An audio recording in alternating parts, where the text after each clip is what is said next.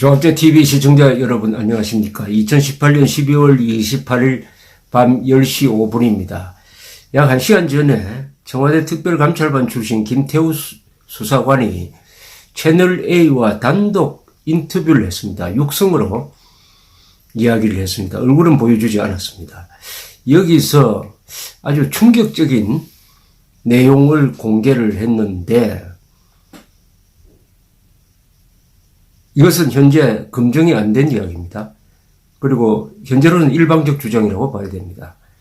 그러나 앞으로 조사를 하면은 진실은 쉽게 밝혀질 내용입니다. 그러니까 이게 이분의 주장이 사실이라면은 청와대가 불법 사찰을 넘어서 이른바 전면적 블랙리스트 작성 및 사찰을 했다는 이야기가 됩니다. 특정 공직 집단을 공공기관의 특정 집단, 그러니까 과거에 박근혜 정권과 가까웠던 세력을 일종의 내모는 그룹으로 선정을 한 다음에 명단을 뽑아서 감찰을 했다, 내몰았다, 이런 주장입니다. 이건 물론 법률 위반이고 헌법 위반인데, 만약 이게 사실이라면 정권적 차원의 큰 위기로 갈 것이고, 이게 거짓말이라면 김태우 수사관은 자신의 공경을 덮기 위해서 언론을 이용했다, 이렇게 비판을 받게 될 것입니다. 이게 yes 아니면 no입니다. 사실이면은 정권이 흔들리고, 사실이 아니면 김태우 수사관은 2중 3중으로 매장되겠죠. 일단 그런 아직도 확인해야 할 사항이다, 한 사람의 주장이라는 것을 전제로 한 바탕에서 그 내용을 설명을 해드리겠습니다. 채널A와의 인터뷰에서 김태우 수사관은 청와대 특감반장의 지시로 공공기관 330곳의 고위 임원 가운데 친야권, 이것은 친박근혜 정권이라는 뜻입니다. 친박근혜 정권 성향 100명을 추려 감찰을 했다고 주장을 했습니다. 김 수사관은 이 문서가 이전 반장을 통해 청와대 윗선에도 보고되었다라고 주장을 했습니다. 채널A 인터뷰에서 지난해 7월 자신이 작성한 공공기관 현황 파일을 공개하면서 이같이 말했습니다. 그는 이 파일에 대해 임기가 2-3달 끝나는 사람은 빼고 친야당 성향 공기업 사장과 감사를 다 추렸다, 박근혜 전 대통령 선거 캠프 출신이다, 혹은 어디 당 출신이다, 그런 식으로 특이 경력을 다 집어넣었다고 했습니다. 명단을 만들 때. 그러면서 대통령이 임명하는 660명의 공공기관장과 감사 가운데 야권 성향의 인사 100여 명을 따로 추려 감찰을 했다라고 말했습니다. 소문이 들어가면 그만두기 때문에 공식적으로 물어보러 다녔다. 그는 이 야권 성향 인사 100명이 문재인 정부의 블랙리스트다 라고 못을 박았습니다. 해당 문건이 이인걸 전 반장의 지시로 작성됐다. 지난해 7월 이 전 반장이 창성동 별관 3층 특별감찰반 사무실에 특감반은 전원을 소집하고 문건 작성을 지시했다.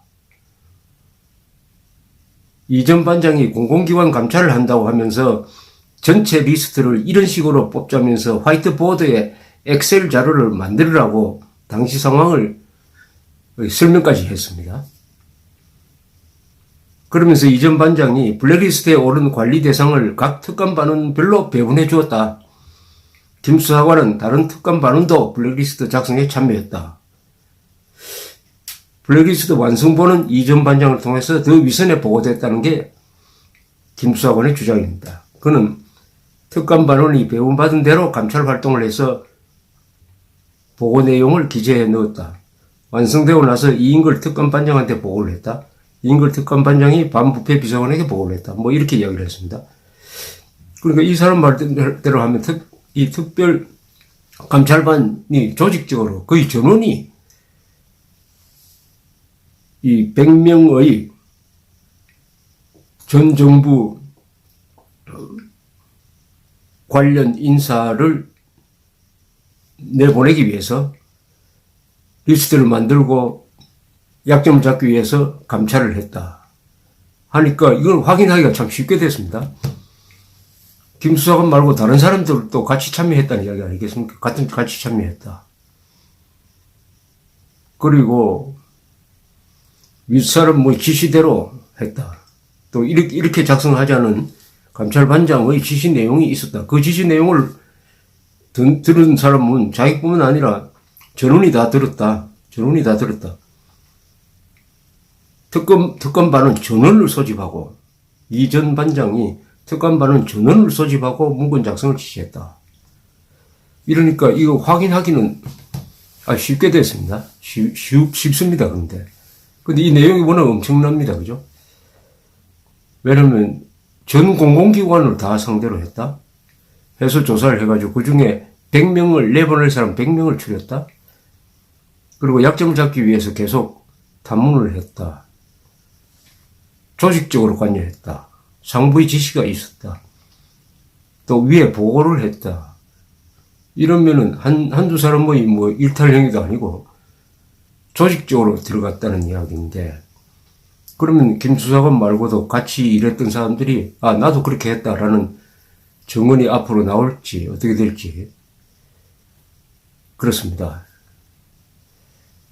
그러니까 이 내용의 폭로의 파장이 사실이라면 엄청날 것이기 때문에 이분의 주장은 신중하게 언론이 다루면서 언론이 별도로 검증을 할 필요가 있겠습니다.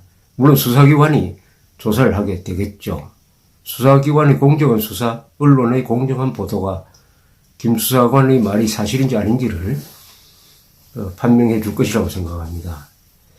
어제 이분이 공개한 것 중에 하나가 환경부에서 21명의 산하단체 임원 명단을 추렸다. 21명.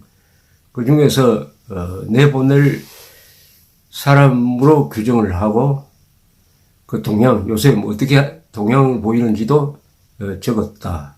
근데 나중에 알고 보니까 이번에 환경부가 그런 사실이 없다고 했다가 이번에 환경부가 이야기를 했습니다. 그건 감사실에서 이 김태우 씨가 이야기를 하니까 만들어 달라고 이야기하니까 그런 자료를 만들어 줬다.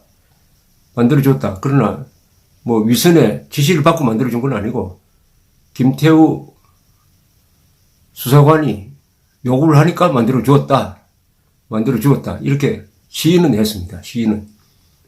그 부분은 이제 사실로 확인이 되었습니다. 그러나 청와대에서는 그런 사실을 윗선에서는 보고받은 적이 없다라고 딱 선을 그었는데 이제는 그것뿐만 아니라 자기 혼자서 한 게 아니라 우리 전부 다 같이 했다. 또 전 공공기관을 상대로 다 했다. 이렇게 이야기하게 된 것입니다. 저로서는 현재 여기에 대해서 확정적으로 이거다 이야기할 정보가 없습니다. 제가 직접 검증하러 다니면서 취재를 한 적은 없기 때문에. 다만 사안이 중대함으로 소개를 해드렸습니다. 다만 어제 자유한국당에서 환경부의 이른바 블랙리스트 명단을 발표한 다음에 그 21명 명단 중에서 한 사람이 이렇게 적혀 있었습니다. 사퇴를 거부한다고 돼 있었어요. 어느 언론사가 그 사퇴 거부라고 적혀 있는 사람을 찾아가서 후속 취재를 한 게 보도됐더라고요.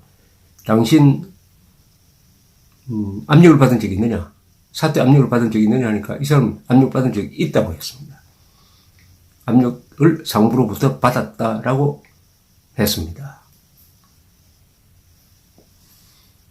그러면은 김태우 비서관의 그 작성 문건이 그냥 동향 파악 정도가 아니라 어떤 사람을 내보내기 위한 방향으로 실천에 옮겨졌다 하는 개연성을 보여줍니다. 개연성을 보여줍니다. 그리고 만약 이 사람의 주장이 사실이라면은 이 행위는 헌법 7조 11조 위반입니다. 헌법 7조는 모든 국민은 모든 공무원입니다. 모든 공무원은 국민 전체에 대한 봉사자이며 정치적으로 중립해야 한다고 적혀 있습니다. 헌법 제 11조는 국가는 국민을 인종적, 종교적, 또 계급적, 이념적 이유로 차별해서는 안 된다. 평등권을 보장을 하고 있습니다. 박근혜 정부사를 어떤 공공기관에 있는 직원을 딱 분류를 해가지고 이 사람은 박근혜 정권과 관계가 있는 사람이다 해가지고 뭉뚱거려가지고 한 그룹을 만들어가지고 내몬다 하는 것은 국민에 대한 봉사자가 아니라 그렇게 하는 공무원은 정권에 대한 봉사자가 됩니다. 정권에 대한 봉사자가 돼가지고 어떤 국민을 계급적으로 구분을 해가지고 차별하는 것이 되는 거죠. 그래서 헌법 7조와 11조를 위반하는 것이 됩니다. 이 정도 같으면은 전 언론이 그리고 전 언론이 뛰어들어가가지고 독자적 취재를 열심히 경쟁적으로 하면은 김태우 씨 말이 맞느냐, 청와대 말이 맞느냐가 결판이 날 것이고, 청와대가 거짓말했다. 즉, 이런 전면적 블랙리스트 작성이 있었다고 한다면은 그것은 문재인 정권의 존립에 영향을 줄 것이고, 김태우 씨가 지어낸 말인 것 같으면은 응분의 죄가를 치러야 할 것이라고 생각을 합니다. 잘못 규초가 주목됩니다. 감사합니다.